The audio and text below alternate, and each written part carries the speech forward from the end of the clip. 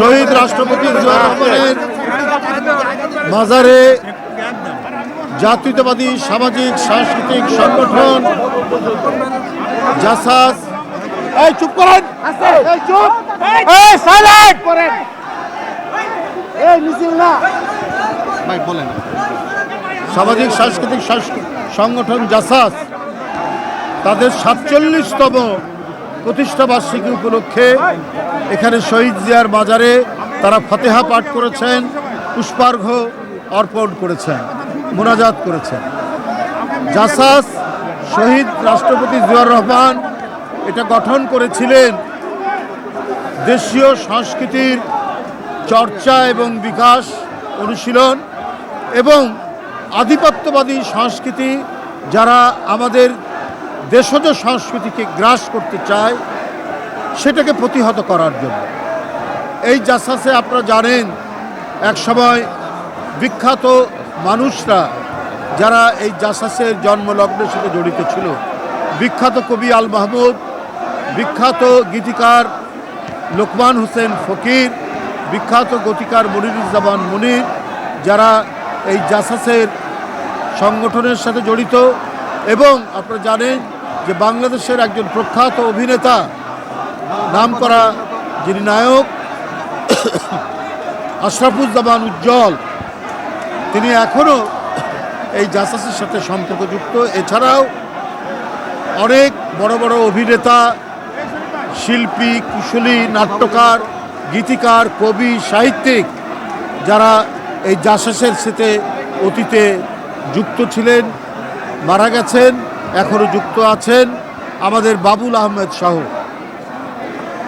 আব্দুল মালেক, বাবুল ভাই, এরা জাসাসের নেতৃত্ব দিয়েছেন।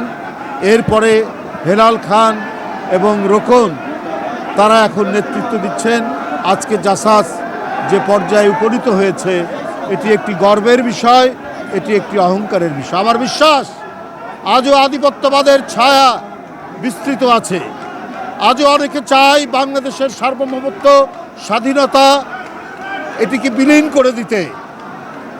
আর এটাকে প্রতিহত করার জন্য যারা চেষ্টা করবে তারা হচ্ছে সাংস্কৃতিক কর্মী বাহিনী।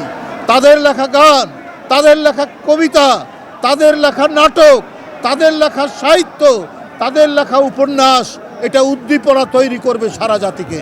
তাই বাংলাদেশি জাতি একটি অত্যন্ত শক্তিশালী জাতি। তার ইতিহাস, তার ঐতিহ্য, তার সংস্কৃতি এত মজবুত।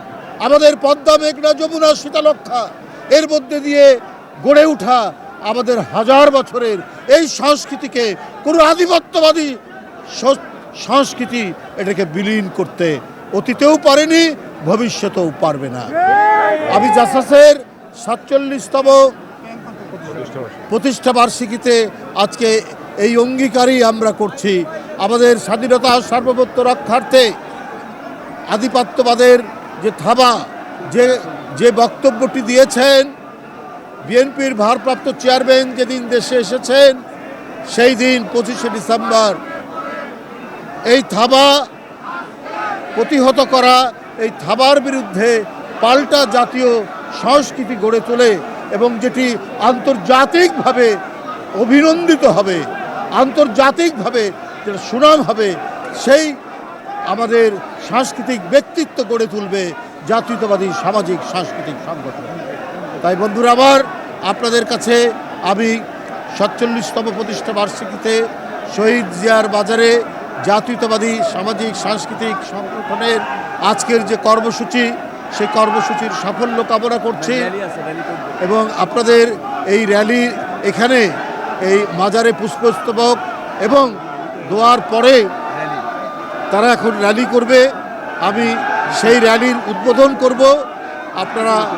আপনাদের এখানেই আমি এই র্যালির জাসাসের র্যালির শুভ উদ্বোধন